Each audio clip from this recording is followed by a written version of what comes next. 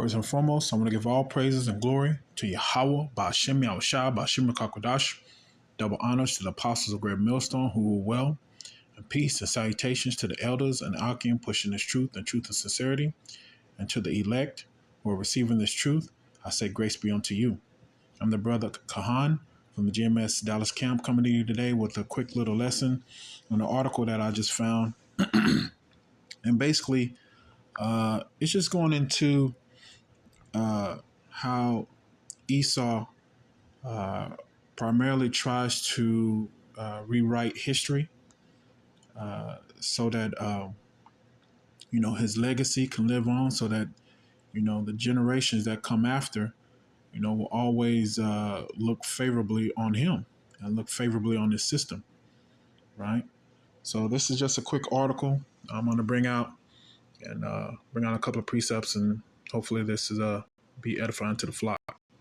It says, Trump, Smithsonian should focus on nation's brightness, not how bad slavery was. That's right. And again, this is how, Esau, this devil, tries to control the narrative, because again, a lot of information, because the social media is out, on how, America was founded. You have a lot of uproar in the people because, again, the skirt has been lifted on this devil. The skirt has been lifted on the wickedness of the system, right? So let me keep on reading on this article. It says, and again, the Smithsonian is a national museum, African-American historical museum. Again, it says President Donald Trump on Tuesday confirmed the White House is conducting a review of the Smithsonian Museum and expressed frustration over their portrayal of dark parts of America's history, including slavery. Right. So why is this frustrating? Why? Because, again, the truth is coming out. Right. The light is shining forth on the dark past of America's, historical how it was founded, right? And, Esau always tries to downplay slavery. But again, this is how this country was founded. It says the Smithsonian is out of control, where everything discussed is how horrible our country is, how bad slavery was, and how unaccomplished the downtrodden have been, right? Nothing about success, nothing about brightness, nothing about the future. Trump wrote on his social media platform. And again, the scriptures goes into slavery, and I'm going to bring out a couple of scriptures that basically goes into that. The Bible has, historical context on slavery, right? But the question that you have to ask yourself is, what manner of slavery was done then, and you have to compare it to the type of slavery that Esau is trying to downplay these times, right? So let me get a quick scripture, just highlighting that yes, there was slavery during the biblical times, right? This is Exodus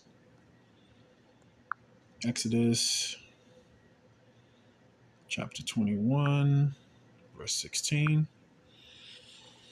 It says,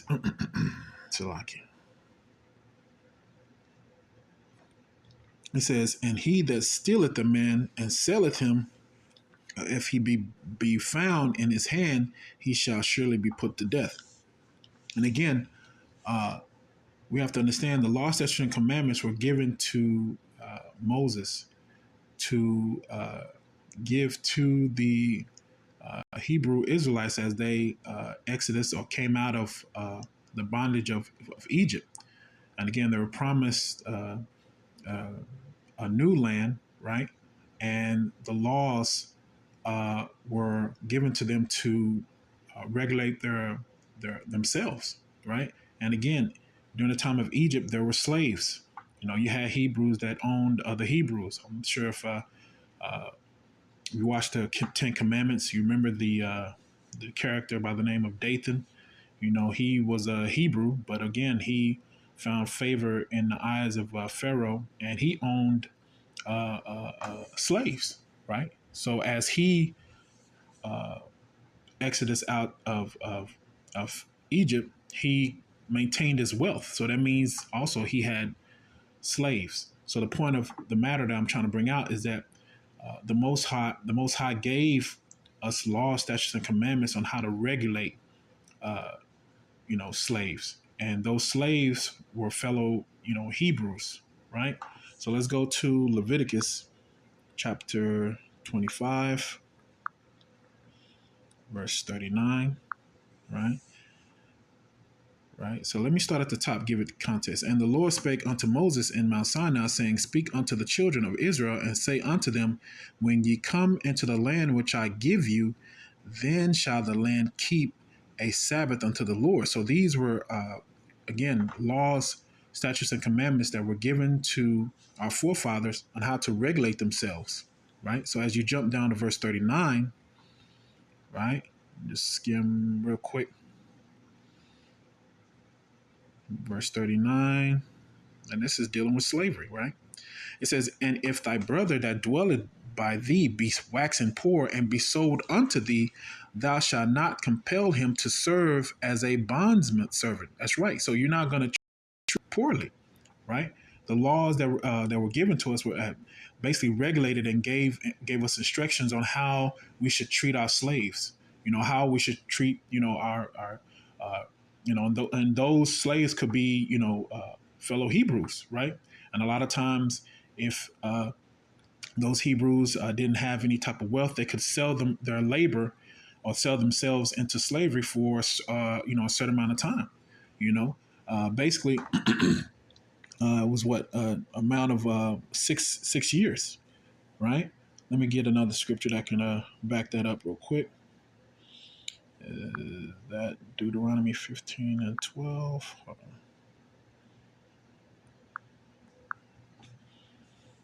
Right, there you go. So Deuteronomy 15, verse 12, it says, And if thy brother, an Hebrew man or an Hebrew woman, be sold unto thee and serve thee 6 years, then in the seventh year thou shalt let him go free from thee.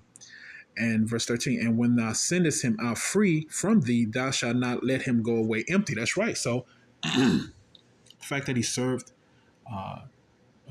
for 6 years, he labored, just as scripture goes into Jacob when he was trying to get married. He served his uncle Laban, in order for him to amass some wealth to get married, right? So again, it's just highlighting that the type of slavery that was in the past under our forefathers was totally different than the type of slavery that Esau is trying to hide today, right? Uh, and again, the laws that were given to the Hebrews, it dealt with how you treat your Hebrew servants. Just like it's going into the scripture, serving for 6 years. The seventh year they were free. They could amass a certain amount of wealth. Even the servant, if they served alone, they could leave alone. If they were married, they can leave with their wives. So again, everything was regulated. Everything had a purpose. There wasn't no brutality as you see in history in today's history that Esau is trying to hide. And you can see clearly, the Smithsonian Museum is highlighting the brutality of Esau's version of slavery, and that's why Trump is so focused on trying to hide that image, right? So let's go back to that article real quick, right? It says the Smithsonian is out of control, where everything discussed is how horrible our country is, how bad slavery was, and again, this this country never really highlights the true barbarism and the true atrocities that slavery brought about. It wasn't just slavery. There was all kinds of atrocities that Esau did under that umbrella. You know, you had certain plantations that were just for breeding, and the types of environment that created was very, very wicked, right? Esau never highlights that, right? So let me continue on. Uh, it says, we are not going to allow this to happen, and I have instructed my attorneys to go through the museum and start the exact same process that has been done with colleges and universities where tremendous progress has been made. Trump added, this country cannot be woke because woke is broke. We have the hottest country in the world, and we want people to talk about it, including our museums. And that's right. That's what Esau is is is is he's programmed to do, which is to hide the wickedness. He's programmed to just highlight, what he wants you to see, right? I remember there's a old quote from George Orwell who says, basically he said, who controls the past controls the future. Who controls the present controls the past, right? And that's what Esau is always trying to do, always trying to control the way information is being presented to society, right? So let me get a quick scripture just to back that up real quick, right? This is Isaiah chapter 5 verse 20. It says what? It says, woe unto them that call evil good and good evil, that put darkness for light and light for darkness, that put bitter for sweet and sweet for bitter. And again, this is highlighting the spirit of this wicked devil, because again, he wants to highlight, just like Trump said, he wants to highlight how great America is. He doesn't want to highlight the bitterness of slavery, what you so-called blacks, Latinos, and Native Americans had to endure in order to be in this country, right? He doesn't want to show you all the atrocities, right? And again, he says, "What woe unto them that are wise in their own eyes and prudent in their own sight." That's right. So whoever controls the pen, whoever is in power, they're going to make sure that you don't see the wickedness that they're doing, right? You don't see the wickedness of the of slavery. He's going as so far as to make sure that in the museums, he's making sure he takes certain things out. He highlights other things, right? Basically, he's lying to you, right? So let's go back to that article real quick, right? He said, we are not going to allow this to happen, and I have instructed my attorneys to go through the museum and start the exact same process that have been done with colleges and universities where tremendous progress has been made. And that's right. In these colleges and universities, that's where the flow of history, the flow of information, that's where the how you learn about the history of America, the history of yourself. That's where you go to school, right? And Esau makes sure he puts a lot of focus and importance on those institutions, right? Now, Esau's always he's always warring to control information, and therefore, when you control the information, you're going to shape the public's memory in order to support your narrative. That's right. All right. So let me get another precept real quick. This is Proverbs chapter 17, verse 15. Right? It says, he that justifieth the wicked and he that condemneth the just, even they both are abominations to the Lord. And that's right.